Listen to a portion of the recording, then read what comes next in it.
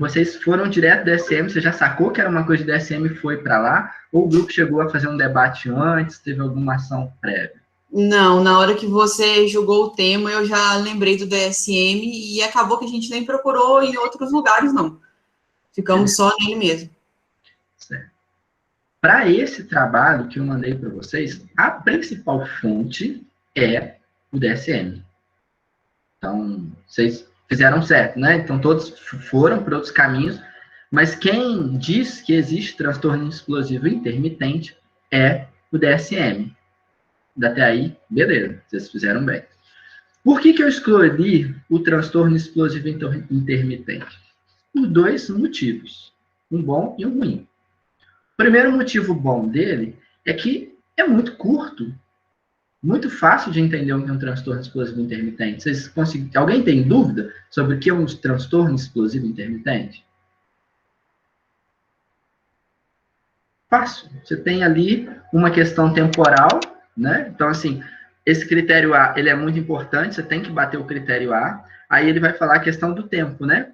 Que você precisa durante uma semana, 2 vezes por semana, durante o período de 3 meses, o sujeito tem que ter essas explosões. Ou então, 3 explosões envolvendo danos nos últimos 12 meses. Então, assim, ou você passou nos últimos 3 meses tendo 2 vezes por semana essas explosões pequenas, tipo assim, a mãe pediu para que lavasse a louça, e aí, mas eu não vou, que tudo eu, que tudo que é difícil nessa casa sou eu, e que aí depois ela vai e se sente com remorso daquilo. O professor pediu para fazer um trabalho sobre transtorno explosivo intermitente. Mas esse cara tá pensando que é o quê? Que eu tô na vida, não, não sei. Então, é uma ação ali que é inesperada não, mas ela não é proporcional diante daquilo que está acontecendo. Ou então ou então você três explosões que levam a danos à propriedade ou agressão física. O cara que briga pelo menos 3 vezes no ano, e sai na porrada 3 vezes no ano, alguém tem uma briga que vai gerar um processo 3 vezes no ano, então você tem transtorno explosivo intermitente. Isso é muito interessante. Quando eu falei isso, eu lembrei puxa, nessa lógica mesmo, né? Porque a gente tem mania de criminalizar determinados contextos musicais, né? Mas assim, até mesmo a galera do metal lá, quando tem morte, aí vai, e briga, e porrada. Então, assim, essa galera, tipo, olha quanta gente que vai entrando nesse diagnóstico. Uma outra coisa é o seguinte, alguém conseguiu se ver dentro desse diagnóstico? Porque é muito fácil se ver dentro desse diagnóstico. E aí vem o segundo ponto. Esse é um diagnóstico que é muito fácil você colocar alguém dentro de um diagnóstico de transtorno explosivo intermitente. Esse é um daqueles... Diga, Maria de Fátima. É engraçado, não era nem para ter ligado, eu liguei sem querer, mas vou falar. Eu não me vi, não, mas eu vi meus irmãos, sobrinhos, gente que convive comigo, mas aí resta a dúvida, né? Será que tem mesmo ou será que é uma coisa confusa, que pode ser confundida com outra coisa, né? Aí você foi num ponto muito legal, Maria de Fátima, porque se a gente for olhar lá para a prevalência, desenvolvimento... Aqui, ó, prevalência. A prevalência é indivíduos jovens, idade inferior a 35, 40 anos, em comparação com os mais velhos, acima de 50, e pessoas com nível de educação inferior. Olha que curioso. Quando a gente fala de jovens, é muito fácil você colocar o jovem dentro dessa condição. É muito jovem, assim, na clínica, né? Eu estou na clínica, e isso aparece muito quando eu estou em um atendimento de pessoas que estão saindo da adolescência ali. Como que elas relatam? Não, mas aí, qual que é a questão que elas vivem, né? É conflito com a mãe, é conflito com o pai, que brigou, e que ela, não, eu não acho que eu tenho que ficar lavando isso, eu não acho que sou eu que tenho, porque eu não posso sair, e aí isso gera, e aí ela fala que ela explode, xinga, e depois ela se sente mal e vai pedir desculpas. Isso é um movimento muito comum de determinadas culturas. Olha que curioso. Sim. E aí quando você fala assim, eu identifico muito, eu não estava, mas eu estou vendo em outros. Porque existe uma questão cultural de que também nós vamos amadurecendo e a gente vai baixando, a gente vai ficando mais ponderado, E aí você percebe como é que o DSM vem, morde uma galera gigantesca. Ele coloca uma galera, ele dá um diagnóstico para uma galera gigantesca. E o problema disso, que a partir do momento que eu dou um diagnóstico, eu tenho uma liberdade de intervenção de um saber médico, de um saber psiquiátrico sobre essa pessoa. Eu posso, se essa criança, esse jovem, não, isso é um problema, vamos internar, vamos dar um remédio para ele acalmar, a solução vai ser sempre, via de regra, uma solução medicamentosa, que é o que a gente faz hoje em dia, né? Você quer ir para um divã para falar sobre o que está acontecendo, para você pensar, nossa, o que será que você está desejando, que você não consegue, que através do conflito é a única maneira que você exacerba essa sua relação. Será que você está conseguindo se colocar em sintonia para escutar qual que é o desejo, a necessidade do outro, ou você nem é capaz de fazer isso, você já explode, e aí você nunca consegue entender e só vai de briga em briga? Isso é muito difícil. O que é mais fácil? Pega aqui o comprimido, tomou, tô tranquilão, não vai ter mais briga, acabou, né? Então, perceba como isso serve para uma ideia de medicalização da vida, para uma ideia de usar um remédio para silenciar, identificar alguém como problema.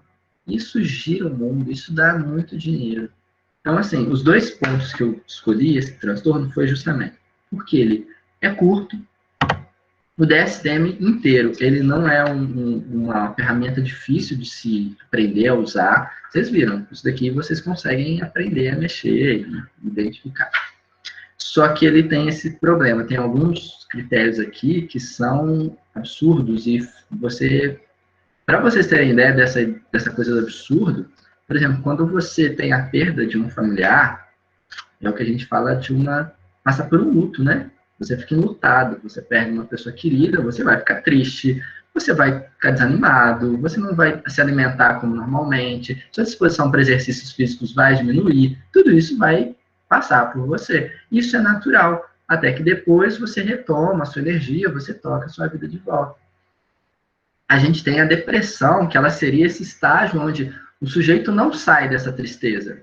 Ele mantém essa fixação com o objeto perdido. Isso é a ideia de melancolia. Melancolia é uma fixação com o objeto perdido. Sabe? Vocês tomaram um pé na bunda, né? Fizeram aquele acordo com o namorado, né? Eu sempre falo desse acordo que é muito bom. Um entra com o pé e você entra com a bunda. Aí tá tudo acordado, mas você vai sofrer, né? Quanto tempo você vai sofrer? 6 meses você tá sofrendo? Peraí. Então, você tá agarrado a uma fixação a um objeto que já foi. Isso é a ideia de depressão. Agora, você ficar triste por causa desse acordo? Beleza. Até se você estiver dando pé, você vai sentir falta. Tem uma música do Titãs que eu acho muito interessante, que ele fala assim, eu não me lembro como eu era antes de você. Chega um determinado ponto do relacionamento, vocês parecem, o que eu fazia antes de ter essa pessoa? Porque às vezes é tão automático, né? Não, sai final de semana, vou isso, vamos fazer isso aqui. O que eu fazia quando... Poxa, o que eu fazia quando não tinha essa pessoa? Você não sabe. Então, quando você perde aquela pessoa, por mais que ela tenha sido canalha, nossa, você a odeia agora, você vai sentir isso também. Sabe por quê? Porque você perdeu um objeto que você investia na sua vida. Ponto. Agora, quando você se fixa ele, qual que é a ideia do DSM? Ninguém pode ser triste. Vamos colocar o luto como patologia. Porque se eu faço isso, eu estou liberado para criar um remédio e poder diagnosticar essa pessoa. Daí vem as questões do risco que a gente corre quando a gente cria determinados testes na nossa sociedade.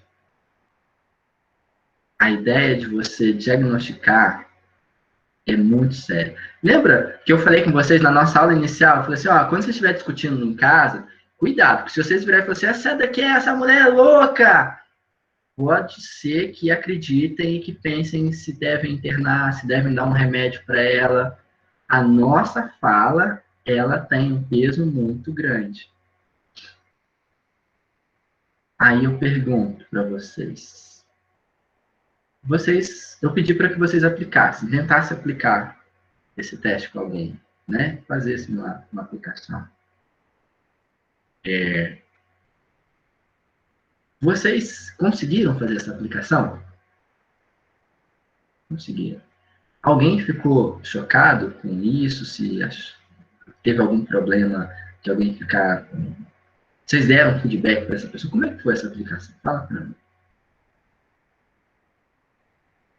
Me contem dessa experiência, que a gente vai aprender fazendo. Diga.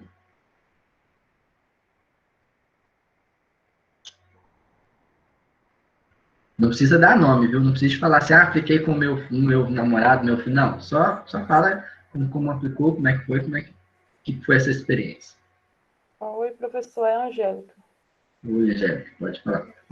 Então, é assim, eu apliquei, eu falei assim, eu posso fazer uma entrevista, aí eu falei as perguntas, e a pessoa foi me respondendo, aí eu coloquei a resposta do mesmo jeito que ela estava falando, e eu vi, assim, deu para perceber na pessoa que foi como se ela estivesse desabafando. Assim, falando coisas que ela não falava, assim, antes, sabe? Porque é uma pessoa conhecida que eu entrevistei, e ela, assim, se abriu, né? Eu não sabia, acabou eu descobrindo coisas que eu não sabia, que ela sentia. Aí eu fiquei bem... Muito bacana. Muito bacana. Aí, ó... bem surpreendida. Isso. Mas aí é importante a gente... Esse é que eu pensava... Eu pensava que ia chegar mais na frente, mas esse é o nosso ponto. Estão percebendo, inicialmente, que fazer pesquisa em psicologia nunca é de graça? Sim. Ela vai... Pode ser que a gente monte de uma tal maneira que fica aquela coisa bem estéril, né? Bem isolada. Mas você vai... É possível que o sujeito chegue em uma certa reflexão. E aí está um ponto importantíssimo que a gente vai discutir também na nossa aula sobre as pesquisas em psicologia. A importância da gente poder oferecer suporte para os entrevistados. Porque em determinada condição, se o sujeito te relata alguma coisa, você precisa de entender, opa, peraí, um ponto, né? Você já deve estar aprendendo isso lá em métodos. Você fez pesquisa, é muito importante você conseguir dar um feedback para o sujeito que foi seu entrevistado. Mas só que dar o feedback é você ter um conhecimento sobre um todo e pensar sobre isso. Então, assim, a gente vai fazer uma discussão, e eu quero que vocês entendam, que mais importante do que dar um diagnóstico é pensar que existe um sujeito ali. Né? A gente tem tipos de diagnósticos, vamos conversar isso mais à frente, mas olha só, tem um sujeito. Então, se eu faço uma entrevista e eu percebo que a pessoa, de repente, se abriu, mexeu em algumas coisas, a gente pode oferecer, se você identificar, olha, o resultado deu esse, mas o mais importante não é o resultado. É como você se sente. Diante do que você falou, nós temos uma equipe de psicologia, nós temos o NISE, a gente pode pensar no seu acolhimento. Você já pensou em conversar com alguém da psicologia para falar sobre isso que você me diz? Muito importante a pesquisa e o tratamento, a psicologia, né? A psicologia nunca é imposição. Regra de ouro. Psicologia nunca será imposição. Então, sempre aberturas. Estão sempre colocando para a pessoa, olha, diante do que você me falou, você já pensou nisso? Já pensou em procurar alguém? É abrir. Ah, não quero falar agora. Não quer.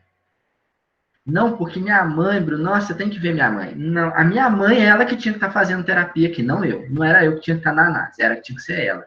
Porque ela, não sei o quê, babá, porque ela não entende que ela tem que largar o não sei o quê, ela tem que sair desse emprego, peraí.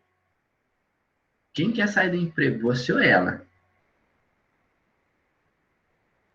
Às vezes chega aquelas questões assim, não, fulano, a minha namorada tinha que largar daquele cara, mas peraí, quem está namorando?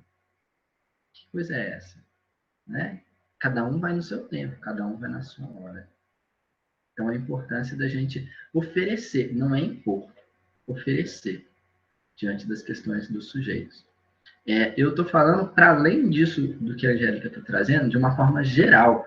Nosso trabalho tem que ter essa previsão de que, olha, se de repente eu tocar em alguns assuntos que eu perceba que, porque nossa pesquisa vai poder falar sobre alguns pontos muito importantes, que eu perceba isso, então eu vou encaminhar. Existe serviço tal, tal, tal, que já está pronto para poder essa pessoa. Diga, Angélica, você levantou a mão? Sim, então, eu cheguei a comentar isso com a pessoa mesmo, para procurar um psicólogo. Né? Eu cheguei a falar, mas vamos ver, né? Isso, não, Angélica, mas é exatamente isso que eu estou falando, assim. É sempre do sujeito. Sim. Isso é um cuidado que a gente tem que ter na psicologia. Ah, fiz, tal, identifiquei. Vamos supor que a gente fez, aí, assim, é uma coisa, o diagnóstico lá, chama diagnóstico, só vai se tratar quem quer. Só vai fazer análise, terapia, quem quer. Mas o nosso compromisso ético olha, eu estou aqui para te oferecer ajuda. Eu estou aqui para te ajudar, minimamente para te encaminhar. Se eu não vou te atender, minimamente para te encaminhar para o serviço. O Gustavo está falando que, por conta do isolamento, o grupo entrou em contato remotamente com pessoas e criamos um formulário com as perguntas, surpreendendo muito com as respostas. Gustavo, foi seu grupo que fez a cartilha? Não, a gente fez um questionário Google. Ah, tá. Deixa eu te falar. Eu mandei esse questionário para algumas pessoas que eu conheço. E um dos testes, quando eu vi a devolutiva, eu não posso falar que a pessoa mentiu, mas ela se contradizeu. Porque uma das perguntas é assim, como que você resolve os problemas do dia a dia? Ela colocou da melhor forma possível. Uhum. Da melhor forma possível, não me estresso. Aí, tipo assim, você é uma pessoa... Tipo assim, ela respondeu não em tudo. E na hora de responder assim, com que frequência você se descontrola? Era de 1 a 5, ela colocou 3. Isso porque ela, nas 3 primeiras, ela falou que ela não se descontrolava, que ela era super tranquila. E eu conheço essa pessoa. Eu assustei quando eu vi o teste dela, eu falei, ela tá mentindo. Aí... Na 4ª pergunta, falou assim, o que você sente nesses momentos de descontrole emocional? Ela colocou ira. Assim, ela falou que ela não se descontrola. Aí, numa estatística de 1 a 5, ela colocou 3. Aí ela colocou que ela sente ira. E no final, ela ainda colocou assim, e após essa explosão, como que você se sente? Aí ela colocou frustrada. Então, assim, ficou muito contraditório, entendeu? Eu falei assim, gente, bem contraditório. E eu até falei no grupo, eu falei assim, algumas pessoas ainda têm problema em sentir vergonha e admitir que tem algum transtorno, ou assim, vai ver, nem ela mesma percebe isso, porque que nem eu estou te falando, eu conheço ela não é essa pessoa calma, pelo contrário, até com a gente mesmo, às vezes ela explode do nada, e depois ela vem, pede desculpas, sabe? Então, assim, eu fiquei muito chocada com esse teste meu, com essa devolutiva que eu recebi. Eu estou tentando abrir aqui o de vocês. Quem que me mandou o de vocês? Eu. É que tem uma outra janela. Quem que é eu? Eu é quem? A Vanessa. Foi a Vanessa. Vanessa. Fui eu, prof. Vanessa. Que a gente tem 2 possibilidades.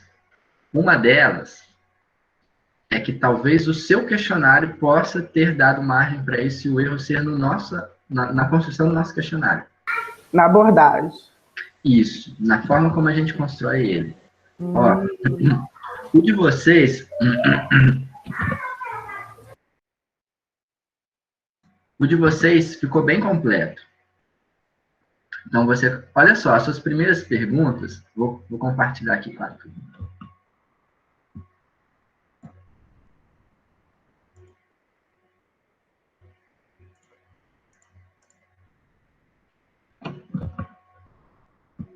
De vocês eu gostei.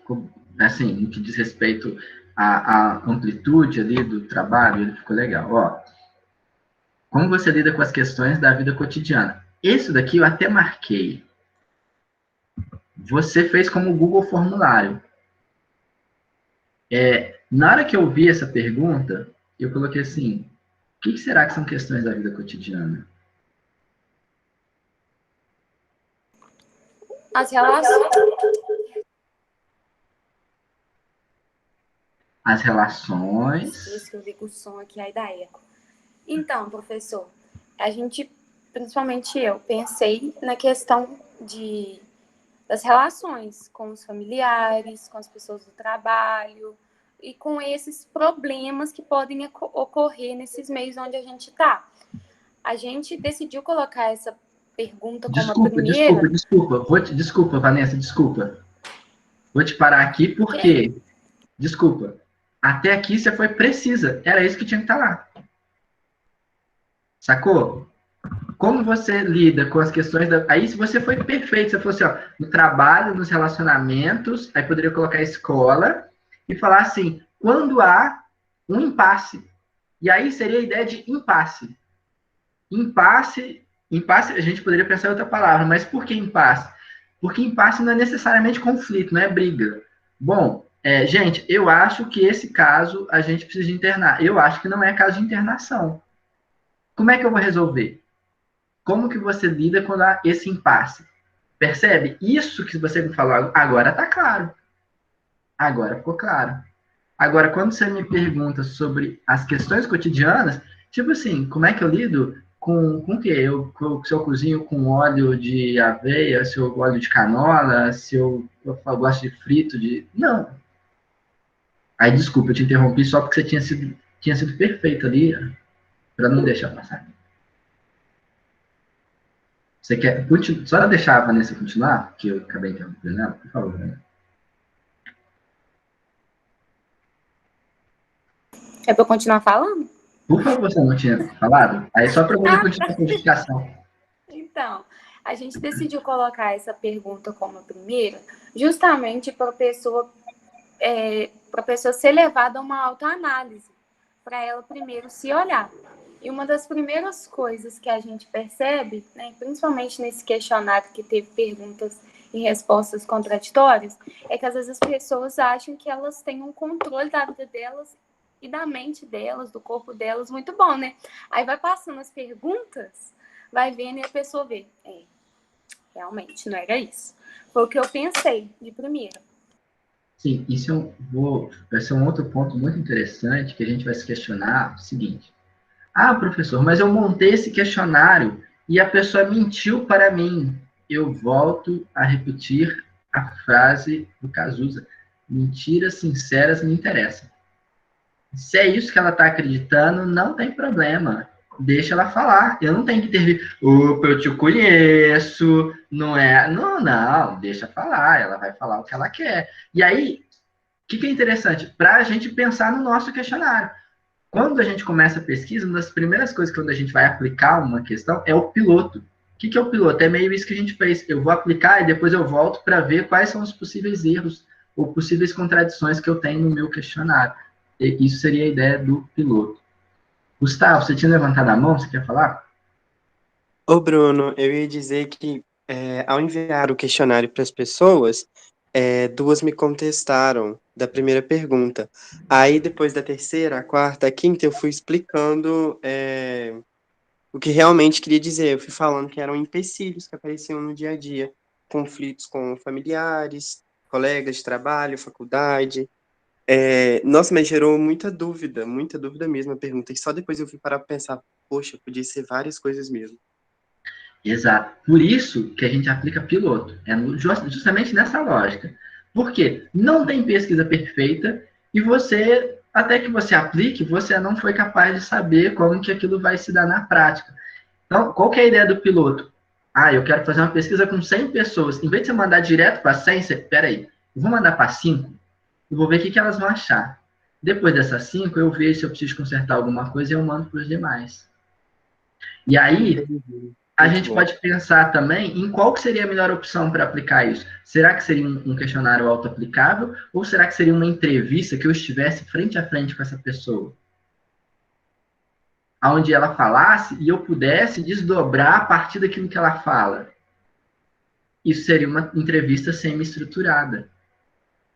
Percebe que isso vai mudar de acordo com qual é o seu objetivo de pesquisa? Percebo. Nossa, é verdade. Então, achei muito legal assim, essa produção de vocês. Aí vem essas outras perguntas. Né? Você se sente uma pessoa agressiva diante das dificuldades impostas a você? Aí que tá. Quando a gente faz uma pergunta, eu estou tomando de vocês, mas eu vi isso nos outros trabalhos também, tá? Não tem nenhum trabalho... nenhum ficou perfeito, isso não é demérito, porque nenhum trabalho, nunca em pesquisa nenhuma ficou perfeito. Sempre vai ter o que ser criticado. Fiquem tranquilos.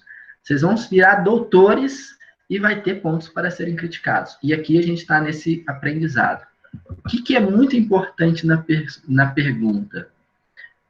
Você se sente uma pessoa agressiva? Quando eu pergunto sobre isso, normalmente existe um viés de resposta. As pessoas tendem a dizer mais sim do que não. Porém, quando isso é atrelado com certas características que o sujeito identifica como negativa, ele pode vir a não querer estar naquele lugar, que é isso que a Luísa falou, né? Depois ela conseguiu refletir e ver. Essa pergunta, nesse lugar, nesse início aqui, talvez não seria o que fosse importante para a gente. Vocês percebem que esse diagnóstico, ele não é um diagnóstico que diz respeito de uma percepção do sujeito do que ele acha de si? Ele é objetivo? Na lógica clínica, você não precisa de perguntar para a pessoa assim, cara, você se acha agressivo? Você não precisa de perguntar isso para identificar o transtorno. Você precisa só de perguntar, nos últimos 12 meses, você teve algum evento, você se envolveu em alguma ação que gerou um prejuízo físico, psicológico grave? Que aqui, ó, você teve 3 explosões comportamentais envolvendo danos e destruições à propriedade ou agressão física, envolvendo lesões físicas contra animais e outros indivíduos nos últimos 3 meses. Não tem nada assim, você se acha, você percebe? Não tem. É objetivo. O outro critério também é objetivo. Qual que entra na questão subjetiva? Quando eu pergunto aqui, cara, o que você acha? Como é que você se sente depois? Eu não estou perguntando se você é agressivo, se não é. Como é que você se sente depois de fazer isso? Porque você já fez. Ou você fez ou você não fez. E aí vai estar a diferença. Por exemplo, transtorno de personalidade borderline. Tem acessos de fúria. Tem explosões de raiva. É marcado por um transtorno de personalidade que a pessoa ela é extremamente... Pode ser, ela é explosiva ou implosiva, né? Ela, por uma coisa mínima, ela pode ser... Ela tem um humor reativo. Isso é uma das características da personalidade borderline. De um humor reativo. Ela tem transtorno explosivo intermitente? Não. Existem outras características que estão associadas à borderline. Uma pessoa que tem identificado aqui como transtorno de personalidade antissocial, que seria o psicopata, que é o da nossa música lá do início, as nossas 2 músicas de hoje, meio psicopata. Esse cara, depois que ele tem essa ação, ele sente remorso? Não, não sente. Então ele vai ser transtorno. Ele pegou os 2 critérios aqui, ó, agressão verbal, vamos supor aqui, né, 2 vezes durante 3 meses, 2 vezes na semana durante 3 meses, ele bateu, ok. Depois, 3 explosões comportamentais envolvendo danos nos últimos 3 meses. Pô, bateu. Ok, você, opa, vai, transtorno explosivo na cabeça. Aí na hora que você pergunta, e aí, como é que você acha como é que você se sente depois? Te causa um sentimento de culpa? Não. Eu fiz, eles mereceram. Sabe de uma coisa? Eu até gosto. Aí, não é mais transtorno explosivo intermitente. Percebam que qualquer um dos nossos questionários que fez as perguntas, mas não procurou saber como o sujeito se sente, não vai ser capaz de identificar se é realmente um transtorno explosivo intermitente? Por conta desse ponto. Porque aí, com isso daqui, pode ser um transtorno de oposição desafiante, pode ser transtorno disruptivo de regulação do humor.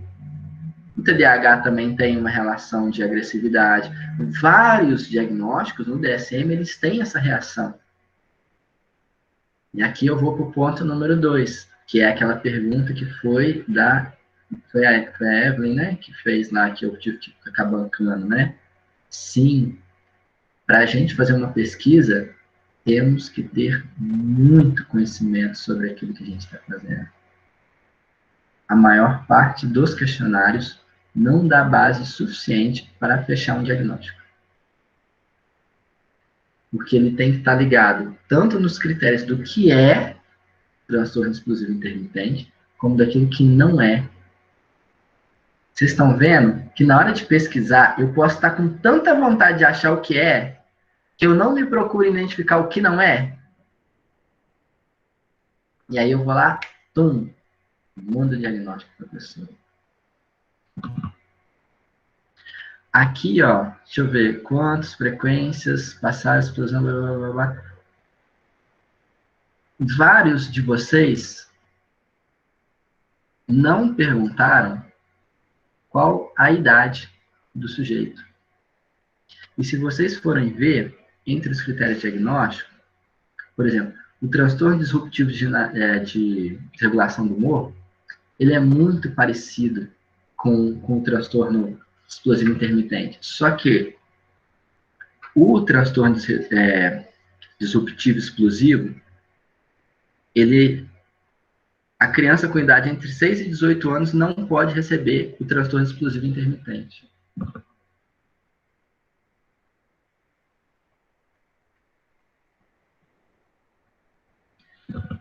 Desde que eles estejam ocorrendo em contexto de transtorno de adaptação, tá vendo? Então, saber a idade dessas pessoas também vai ser importante. Para eu saber aquilo que não é o transtorno explosivo intermitente. O que eu achei muito curioso, aí eu levei para os meus alunos lá.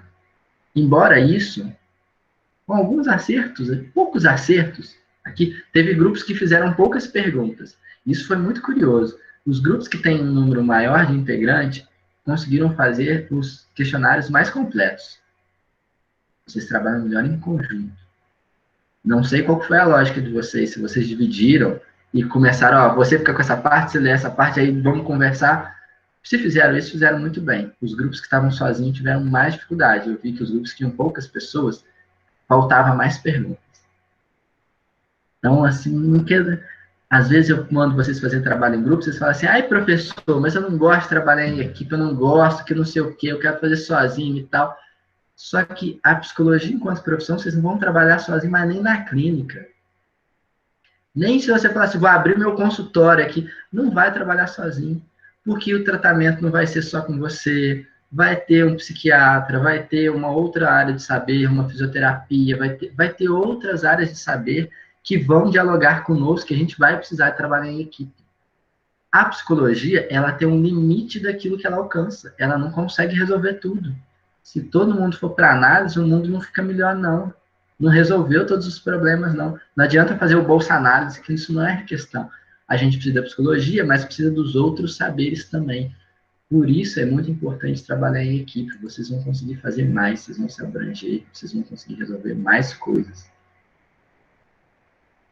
O Gustavo falou, o debate em grupo é muito bom. Foi muito bom para montar o questionário. Faz toda a diferença vocês saberem trabalhar em grupo. Por mais que vocês comecem a partir de um Frankenstein e que depois vocês conversem para fechar aquilo, vocês conseguem fazer muito mais. Diga, Eva. Interessante, as integrantes do grupo, eu acho que nós somos 5, 6, não sei. Todos nós lemos a mesma parte, né? Tudo que diz respeito a transtorno explosivo intermitente no DSM. Só que cada parte foi chamando a atenção de uma. Por exemplo, uma viu a questão da idade, aí a outra já passou despercebido nesse ponto. Então, mesmo lendo a mesma parte, dá para pegar várias coisas diferentes, né? Sim, Eva. Então, vou repetir o que você acabou de dizer. Se eu der o mesmo texto para vocês, cada um vai grifar uma parte diferente. E vocês percebem que cada grifo é muito importante quando a gente está falando de fazer uma pesquisa, porque é um negócio que não viu, vai passar, já era. E, óbvio, né? Não entre nessa noia da pesquisa sem furo, porque não tem pesquisa sem furo. Mas, fazer pesquisa é fazer a pesquisa com o mínimo de furo possível e até mesmo identificar qual é o seu furo para dizer para o leitor. Para falar, o meu limite é esse aqui. Então, não é que às vezes dá a ideia, então faz qualquer coisa, já que vai ter furo. Não. Você vai tentar minimizar os furos e você ainda vai passar para o seu leitor, o meu limite foi esse. Se vocês conseguirem, seja porque me faltou dinheiro, seja porque me faltou tempo, seja que me faltou acesso a determinados livros, meu limite foi esse. Se quiser continuar, segue daqui. Isso é conhecimento. Conhecimento é cumulativo. Vocês vão fazer pesquisa para isso. Ah, professor, mas eu quero trabalhar em CAPS, eu adoro saúde mental, eu quero com CAPS, eu quero ficar lá no CAPS, junto aquelas pessoas que estão delirando, pessoas que são transtornos mentais graves, não, eu quero estar com aquilo, acho que me dá uma certa adrenalina, e eu não vou querer saber de pesquisar. Poxa, mas tudo que você vai aprender, toda a vivência que você vai ter, você não vai escrever, não vai produzir sobre isso para que as pessoas que estejam chegando possam continuar a partir daquilo que você já deixou. É muito importante você fazer pesquisa. Não adianta você também só ir para o CAPS para ficar pesquisando e não fazer mais nada, né? Não, só vou pesquisar, só vou pesquisar. Não, não é isso. Mas assim, percebe? A psicologia, ela chegou onde chegou por conta de ciência. E a gente vai continuar mudando porque as coisas vão mudar e a gente vai precisar de conhecimento científico para continuar nessa crescente. Os nossos olhares, as nossas visões. A psicologia já fez coisas escabrosas, mas graças à pesquisa, a gente consegue olhar para trás e falar, opa, não é esse o caminho que eu quero. Olha só os efeitos que tem isso daqui. Nossa, olha só como é que a gente era preconceituoso. Olha como é que a gente entrou numa lógica determinista. Então, não tem jeito. Vocês vão trabalhar e vocês vão precisar de passar o conhecimento para frente, escrever, pesquisar, para que os próximos que cheguem... Vocês não estão fazendo o trabalho do projeto integrador, que vocês estão buscando pessoas que trabalham na área para saber sobre e tal. Se pensou, se todo mundo que é psicólogo entra, trabalha e não conta nada para ninguém, como é que fica se querem entrar aprender sobre? Tem um monte, vai aprender só aqui na faculdade e depois acabou. Ah, não peguei aquilo, perdi meu material, fiz aquela disciplina, não dei muita atenção, agora eu quero aprender mais. Não tem mais? Não, tem que ter. Vocês têm que produzir o tempo todo. É importante que vocês façam isso. Então,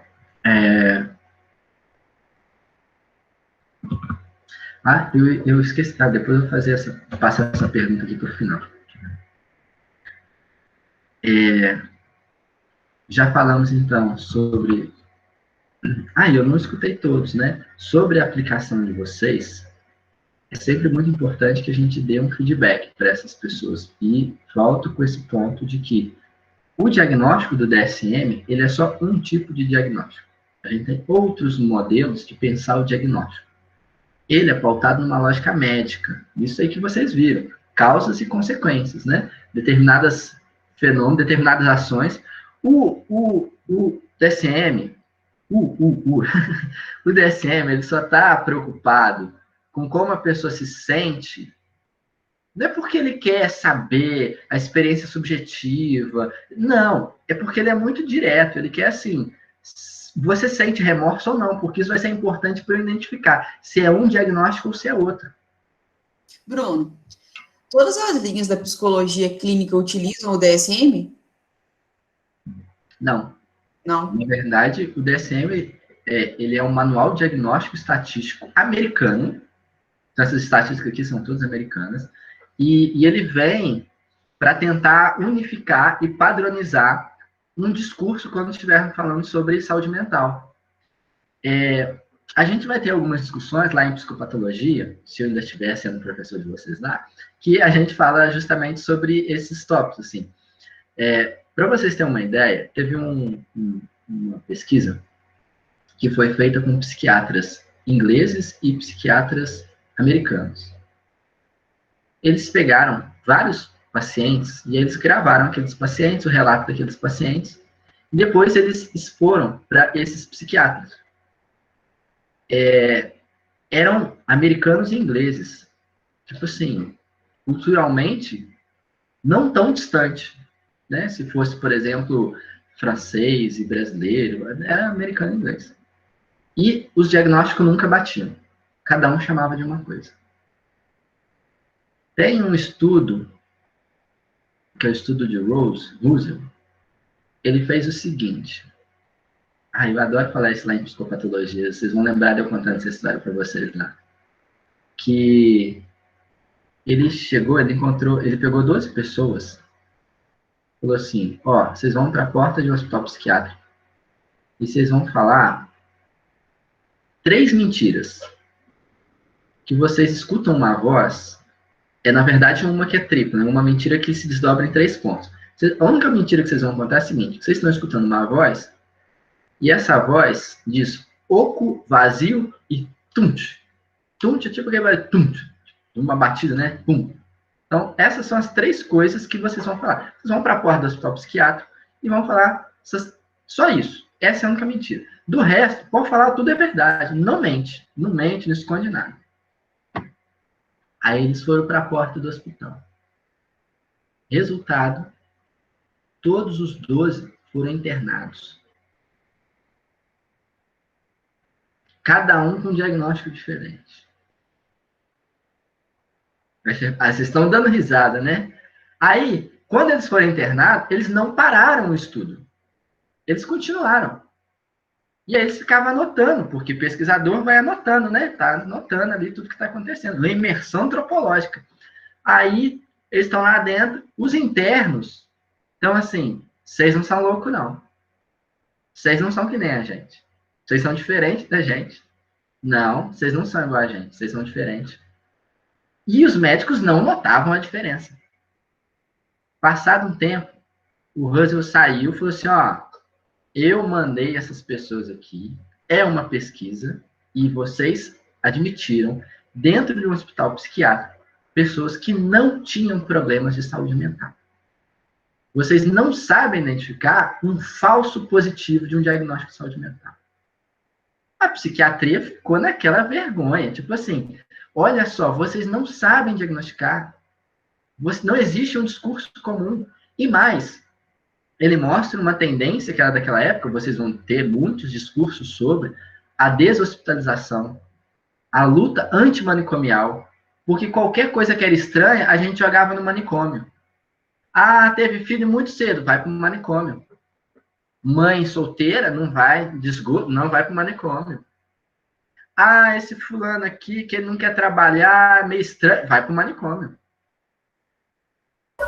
Foi o que aconteceu em Barbacena, né? Exato. Lá é junta de tudo. Tinha pessoas que tinham algumas questões de saúde mental, sim. E nem para elas não devia ter aquilo. Então, assim, do jeito que era, né, manda todo mundo para lá. Aí esse estudo teve um outro passo também muito interessante. Porque depois que aconteceu isso, eles ficaram arrasados, eles ficaram humilhados.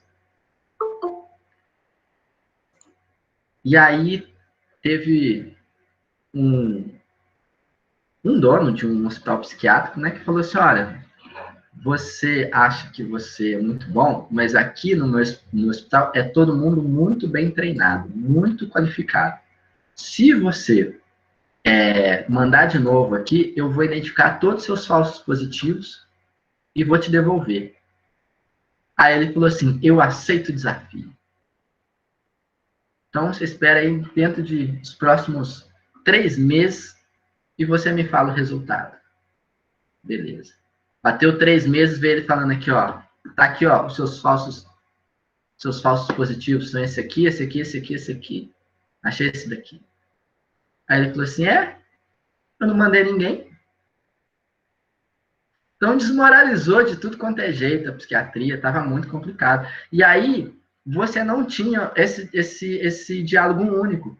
Por quê? Porque até então existia uma preocupação, sim, muito fenomenológica, de assim, de uma experiência, de saber qual que é a experiência daquele sujeito diante do adoecimento, como é que ele está vivenciando isso. E aí as escolas de psiquiatria iam cada um para um canto, de uma influência muito grande de uma psicanálise, que ela tem esse olhar que é para além dessa ideia de uma causalidade. E aí eles falaram, ó, estamos sendo humilhados. Você não tinha medicações até os anos 50. Até os anos 50, a gente não tinha medicação de saúde mental quase nenhuma. Né? Então, assim, você não conseguia nem medicar, porque você não tinha essa ideia de um diagnóstico preciso. A partir do momento que você desenvolve o diagnóstico, aí você vai desenvolvendo a pesquisa para ter essa medicação para poder fazer esse trabalho, né? E aí que vai se evoluindo. Então, assim, o psiquiatra não servia para muita coisa, porque se não era para dar remédio, podia ser qualquer outro profissional. Então, eles começam com o DSM, nessa ideia de, olha, vamos unificar o nosso discurso, vamos ter um discurso único. Hoje em dia, nós criticamos o DSM porque ele tem coisas absurdas, coisas escabrosas, como o fato de alguém se tornar imigrante, fazer com que a probabilidade que ela tenha um transtorno de personalidade antissocial aumente. Personalidade antissocial e ser imigrante. É um negócio muito absurdo. E, assim, quando a gente vê transtorno explosivo intermitente, se vocês conversarem, dá para encaixar muita gente aqui, principalmente jovens. E com isso, você tem a legitimação de começar a medicar essas pessoas. Em vez de perguntar, por que é mesmo que essa é a forma desse sujeito resolver os problemas? Mas aí entra o mercado farmacêutico, né? Também, porque a medicalização da vida, o mercado farmacêutico, ele é uma das engrenagens que vai fazer essa movimentação. Sim, a gente tem muito, guerra e remédio, né? É uma das maiores economias guerra, a arma, né? As drogas, na verdade. As drogas, elas são a segunda maior economia do mundo, elas giram entre a segunda e a quinta. Mas aí depende de quando você separa, assim, drogas listas. Bom, só para curiosidade de vocês, a droga mais consumida, que mais aumentou o consumo no Brasil, são remédios de tarja preta. Sem prescrição médica. Mais do que crack, cocaína, que não sei o quê, que a gente fica preocupado com cracolândia, que não sei o quê, fica lá, né? Ai, meu Deus, esse zumbi, parará, que a gente vai discutir sobre esses estigmas, sobre esses preconceitos que existem sobre essas pessoas também. Mas o maior problema de drogas hoje no Brasil não é necessariamente essas pessoas que estão nessas cenas de uso, as chamadas cracolândias. São essas pessoas que não são jovens, são pessoas que estão chegando na terceira idade e que estão fazendo uso de remédio tarja preta. Isso é muito sério, porque se você toma um remédio que é depressor, por exemplo, um antidepressivo, né? Ou mesmo pensar no uso como um todo, né? Até mesmo do uso abusivo de álcool para aproveitar e você ter uma vida mais tranquila. Ah, eu bebo. Ah, eu vou beber. O álcool é depressor. Você fica se expondo a longo prazo a uma substância depressora, seu organismo vai deprimir mesmo. Vai chegar uma hora que ele deprime de vez. Você fica usando essas substâncias que vão fazer alterações aí na sua produção hormonal nem tanto, né? Mas nos seus neurotransmissores, dopamina, parará, isso vai alterar, isso não é sem efeito. Aí, voltando, por que nós temos o DSM? Porque a gente precisa ter uma linguagem comum. Na hora de falar sobre, por exemplo, bipolaridade, esquizofrenia, obsessão, transtorno obsessivo compulsivo, a gente precisa de ter uma língua comum. Nós lemos o DSM, a gente aprende o DSM, mas a gente aprende mais que isso, a gente aprende a criticar o DSM. Porque a nossa formação é crítica. Enquanto a lógica do DSM de uma psiquiatria, que é achar o transtorno mental para curar, a gente não tem uma necessidade com essa cura. Eu, às vezes, não quero que o sujeito pare de delirar naquele momento. Eu não quero silenciar o delírio dele. Olha que curioso. O sujeito que está delirando, que está lá alucinando, eu não posso chegar e... Não tá. Eu preciso escutar o que ele está me trazendo para, com ele, tentar trabalhar, ressignificar, reorganizar aquilo que está acontecendo. Então, se eu pego e tá com remédio em cima, Como é que eu vou saber? Alguém, quando alucina, alguém, quando delira, não delira do nada. Ó, tô delirando. Não é do nada, tem uma relação com a história da vida daquela pessoa. Se eu silencio o sintoma, se eu busco sempre silenciar o sintoma, eu estou com um problema. Porque eu não vou conseguir trabalhar com aquilo que o sujeito está sentindo, com aquilo que é a questão do sujeito. Então, curar, se for possível, a gente cura. Pense em um sujeito que está internado, que está num hospital. Mais do que saber se ele tem delírio, alucinação, se é esquizofrênico, se é obsessivo, mais do que isso, como é que está sendo essa passagem aqui para você? Como é que você está vivenciando isso? Você está negando a doença? Está revoltado? Entrou no estágio de depressão? Ou você está conseguindo fazer um enfrentamento dela? Às vezes o sujeito vai estar no estado terminal.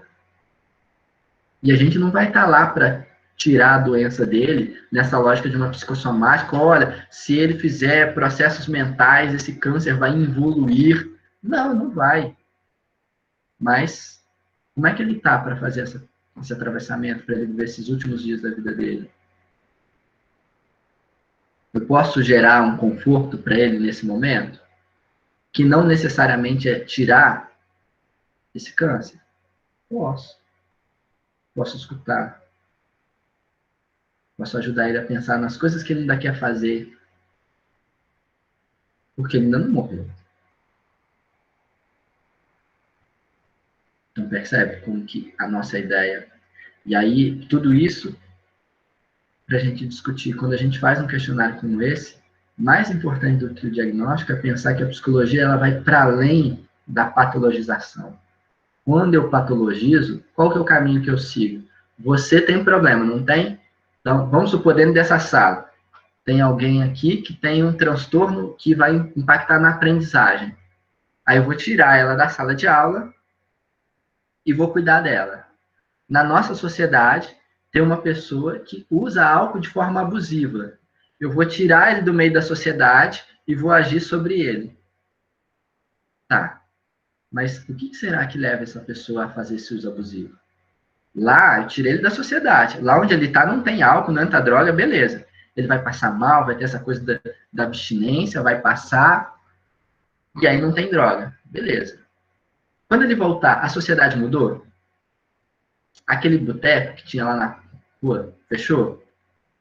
Os amigos que chamavam ele para beber, achando que estavam incluindo ele e tal, mudaram? Então por que eu acho que ele vai mudar? Seu modelo clínico. Você acha a pessoa, você é o problema. Você que é o desajustado. Você é o desajustado, então eu vou te tirar daqui e depois eu te boto aqui de volta. Se eu fizer pesquisas como essas, e aí teve um grupo que fez o cartaz, eu achei assim, caraca, agora eu fiquei dúbio. Porque eu fiquei feliz com o cuidado, tipo assim, fez um cartaz, olha que legal, né? Eu se importou com isso. Mas qual que é a minha questão? Antigamente tinha esses testes em revistas, vocês lembram? E aí fica, nossa, fulano, você aí, essas contigo, tititi tinha, né? Mas não era nada psicológico, né? Mas assim, tinha um teste. Vocês lembram quanto que o povo ficava encucado por causa desses testes? Agora imagina você fazendo um teste que vem da psicologia.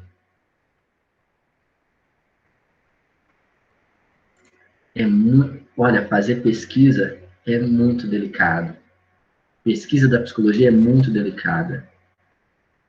Aí a Maria Fátima está falando, tem no Facebook. Então, assim, essas pesquisas da Contigo, vocês já estão estudando sobre métodos. Será que eles foram atrás de artigo científico? Como é que será que eles construíram aquela pergunta? De onde é que sai aquilo? Né? Sai da orelha para não falar de outro buraco, né? Então, e já deixa todo mundo encucado. Imagina só a gente fazendo o nosso. Percebe? Vocês podem pesquisar o que vocês quiserem. Desde que seja sério, que seja cuidadoso e que vocês deem respaldo para o sujeito que foi pesquisado. Estou pesquisando? Beleza. Mas o que implica essa minha pesquisa? quais os efeitos da minha pesquisa? Ela vai ajudar em quê? Vou descobrir características do criminoso nato. Se eu descobrir o perfil da pessoa que é criminosa nato, o que eu vou fazer com isso? Será que eu vou poder criar uma política para prender essas pessoas antes dela cometer um crime? O que eu vou fazer com isso? Será que a minha pesquisa está me levando ao resultado certo? Teve um pesquisador que teve um erro metodológico e a gente paga por isso até hoje. A gente tem uma herança dele até hoje, quando a gente fala no que diz respeito a encarceramento de pessoas. Uma discussão que a gente vai fazer lá em psicologia jurídica. Então, você erra no método, gente, pode ter efeitos desastrosos para a sociedade. Tem que saber por que você está pesquisando, para que você está pesquisando, qual o efeito disso. Eu lembro quando eu estava no mestrado, aí teve uma... no mestrado, a gente sempre quer que a nossa pesquisa seja importante, né? E aí, existe muito movimento, mestrado, doutorado, de você pegar assim, olha, existe esse ponto aqui, tá vendo? Que, por exemplo, vou inventar um diagnóstico de crianças... A criança vesga, ela é um problema. Isso aqui pode implicar em várias... Estou colocando aqui uma condição hipotética, assim, né? Aí, tipo assim, nem é. A criança tem esse problema, mas, assim, nem vai gerar grandes problemas. Mas, para alguns, gera. E aí, a gente, quando começa a fazer pesquisa em determinados pontos, a gente quer justificar porque a gente está fazendo aquilo. Não, porque isso é importante, porque não sei o quê, papapá. E aí a gente vai criando novas categorias, né? Então a gente vai criando novas categorias, vai expandir. Uma coisa você virar e falar assim, olha, o bullying é um tema relevante, né? Tem muita gente que sofre, beleza. Não, tem um bullying específico aqui, que é um bullying feito de tal maneira que ele tipo... Aí a pesquisadora, a Luciana Kind, ela falou assim, já repara, eu tenho muito medo quando chega alguém falando assim, tem um negócio novo aqui, que agora esse é o problema. Porque achar um ponto que vira um novo diagnóstico não é difícil. Entender que aquilo pode ter um impacto. Estatisticamente, a gente faz malabarismo e pronto, você vai justificar. Agora, que efeitos isso implica? Será que a gente vai criar remédio para isso? Como é que a gente vai querer lidar com isso? Toda vez que a gente fala de um caso, uma coisa específica que a gente vai pesquisar, será que a gente não vai criar remédio para isso? Será que a gente não vai legitimar que a gente possa começar a ter uma ação clínica sobre aquele tipo de corpo? Se a gente tiver essa ação clínica, será que ela é a resolução dos problemas? É tratar todo mundo clinicamente?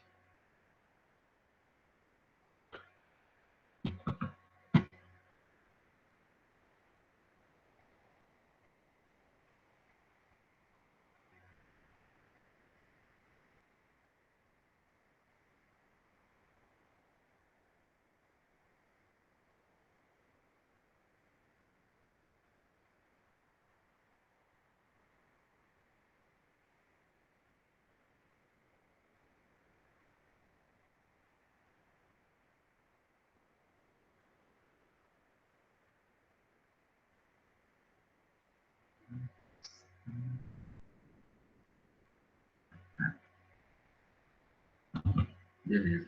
Pessoal, das coisas que eu anotei inicialmente do questionário de vocês foi isso. A minha última pergunta é, como é que foi que vocês acharam de fazer esse questionário?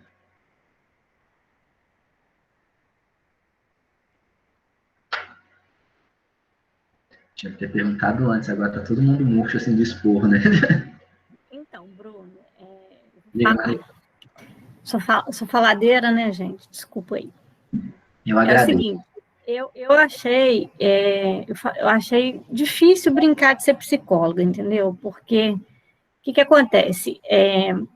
A gente fez as perguntas, né? Inicialmente naquele aperto, naquela correria, naquela loucura toda, assim, eu acho que todo mundo passou por isso, né? Corre atrás disso, corre atrás daquilo, lê uma coisa, lê outra, e aí a gente foi fazendo. Aí uma pessoa do grupo levantou essa questão assim, gente, eu estou lendo aqui que isso aqui pode confundir com outra coisa. Aí, quando você respondeu ao e-mail falando que a gente teria que fazer o questionário para alguém, aplicar o questionário em alguém, para a gente fazer alguns questionamentos, aí eu comecei também a pensar nesse assunto. Na verdade, quando eu fiz o questionário para um sobrinho, né, que eu diagnostiquei, né, o transtorno dele, vamos falar assim, ele acabou me fazendo perguntas. Então, eu achei que o questionário estava realmente vago, né? Estava dando margem para outras coisas. Aí a gente foi olhar outras questões, e aí a gente viu isso, a gente até fez mais perguntas depois, a gente só não enviou para você, porque achou que a gente ia discutir isso aqui em aula, que é o que você está fazendo aí. E que realmente, por exemplo, o meu sobrinho me perguntou assim, mas pode ser que eu tenha feito isso depois que eu bebi. Pode ser que, sabe, ele mesmo começou a falar assim, não, então realmente existem algumas coisas que podem fazer a gente confundir com o transtorno. No caso, ter um transtorno bipolar, no caso, né, ingerir alguma substância. Então, a gente viu mesmo que estava vago. E eu achei muito complicado, porque na hora que a gente estava fazendo ali, que ele começou a me questionar certas coisas, eu falei assim, gente, como é que a gente faz para dar diagnóstico para uma pessoa? Achei mesmo que o questionário, por si só, não ia resolver o problema para a gente dar o diagnóstico. Então, foi essa impressão que eu tive, de que o questionário em si, assim, não ia satisfazer para um diagnóstico. Achei difícil. Isso. Exato. Era a ideia mesmo que vocês sentissem, assim, era para aplicar um só, né? Quando eu mandei e-mail, eu devia ter falado aplicar um só, mas tá ótimo, eu não acho que eu cheguei a falar, quem conseguir aplicar um, né, para que todos passassem por essa experiência, de ter alguém ali que te questiona e fala, e aí, como é que é? Percebam que é difícil, não é simples, óbvio, vocês tiveram pouquíssimo tempo para executar aquilo, para estudar, para ler, para fazer. Foi proposital, mas ficou, pelo menos na sua fala, né? Eu posso dizer, vem esse sentimento de que não posso fazer qualquer coisa. Não é qualquer coisa que eu tenho que fazer, eu tenho que realmente estudar. Eu só consigo fazer pesquisa se eu me questionar sobre um ponto. Isso foi uma questão muito interessante, que vocês já tinham um objetivo claro. Vocês estão fazendo em metodologia uma pesquisa, né? Você só consegue pesquisar se você tiver dúvida ou uma questão sobre aquilo. Eu vou fazer uma pergunta aqui. Alguém quer tirar alguma dúvida sobre funcionamento de motor de avião? Não vai ter pergunta porque você não tem conhecimento mínimo do motor do avião. Se você precisa ter um mínimo de conhecimento, estudar um pouco, para depois você levar... Óbvio, alguém podia falar assim, qual tipo de combustível, alguma coisa mais genérica, mas assim, via de regra, você vai fazer uma boa pergunta, uma pergunta que merece ser estudada, se você estudar sobre o tema.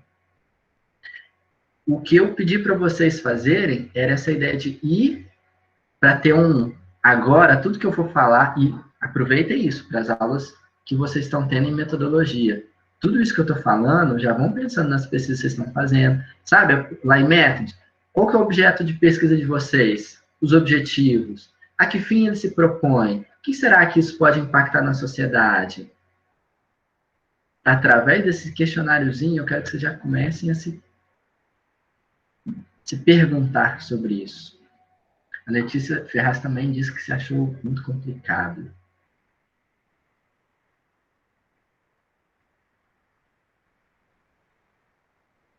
Digam da sua experiência para mim, quero ouvir vocês. Agora é a hora de eu ganhar, entender qual foi o impacto desse trabalho para vocês. A importância de fazer um piloto ficou clara, né? Temos que fazer piloto. Não gastem, não demole.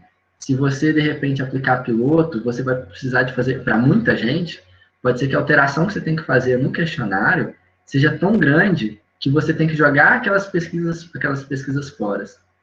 E se você jogar aquelas pesquisas fora, você tiver uma dificuldade de acessar determinadas pessoas, isso aí não vai te ajudar.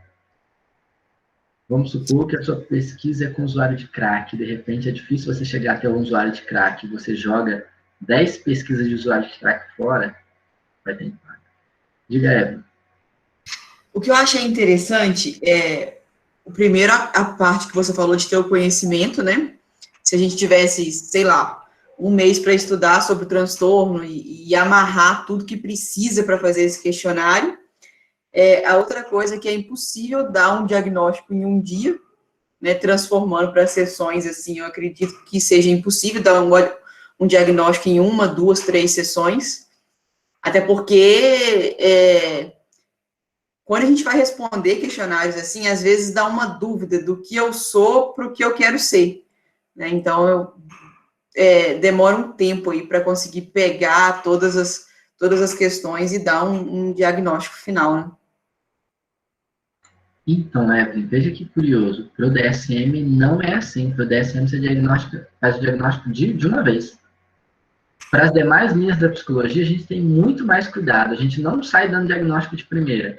A gente quer escutar, a gente faz entrevistas preliminares, até porque o diagnóstico, para mim, ele serve muito mais como um guia, como estrela norte, para eu me orientar junto ao caminho desse sujeito, do que simplesmente dar um rótulo para ele. Deu sempre o mesmo exemplo. Se chegarem 10 mulheres, foram acolhidas, vocês estão fazendo estágio do projeto Acolher Comigo, né? Aí chegaram 10 mulheres pedindo demanda de atendimento. As 10 mulheres estão com sintomas de síndrome de pânico, de transtorno de pânico, né, de agrofobia. As 10 mulheres, vocês não vão tratar as 10 mulheres do mesmo jeito. Cada uma você vai dar um tratamento diferente. Você vai pegar uma coisa, cada uma chegou até isso por um ponto diferente. Na lógica do DSM, o que eles querem? No primeiro encontro e único encontro, você já fecha o diagnóstico. Você pode depois achar até outros, mas você não sai sem diagnóstico. Isso aqui é uma máquina de catalogar pessoas. De uma vez só, você já bate e faz. É meio impossível, né? Não, é possível, porque ele se torna objetivo, ele joga fora a ideia de subjetividade, só que isso tem efeitos. Essa que é a questão. Mas com um grau de acerto, assim, alto? Alto, você não erra, você não erra. Depois que vocês aprenderem, vocês foram aprender a manusear o DSM, embora pareça ser alguma coisa muito grande e tal, parará, mas vocês vão lendo, vão entendendo, vão aprendendo, você acerta. Você não erra. Você já pensa assim, as perguntas que você vai fazer, o que ele já vai te dizendo. Ele é objetivo. Ele só pensa na subjetividade para aquilo que ele não consegue verificar ali, mas que o sujeito me fala de forma objetiva. Como eu disse, você sente remorso? Mas você não sai perguntando se você sente remorso em qualquer entrevista.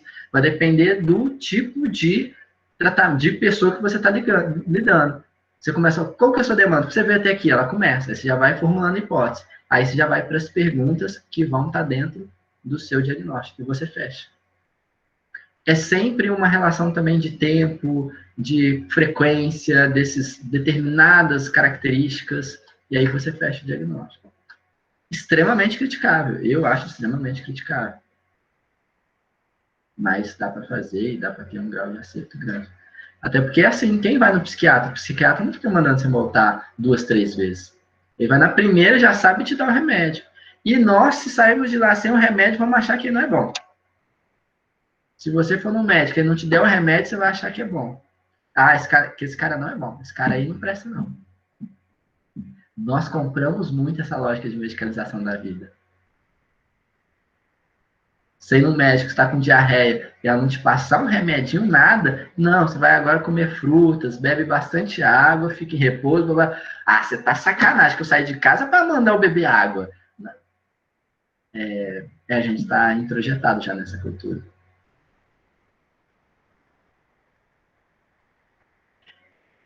Então, gente, mas o que vocês tiveram de experiência aí? Foi divertido, pelo menos?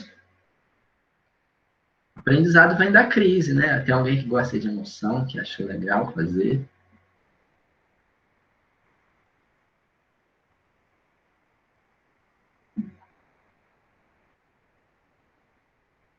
Beleza. Vocês estão todos tímidos aí, né? Vocês vão aprender. Eu vou desligar a câmera e vocês vão poder falar, tá bom?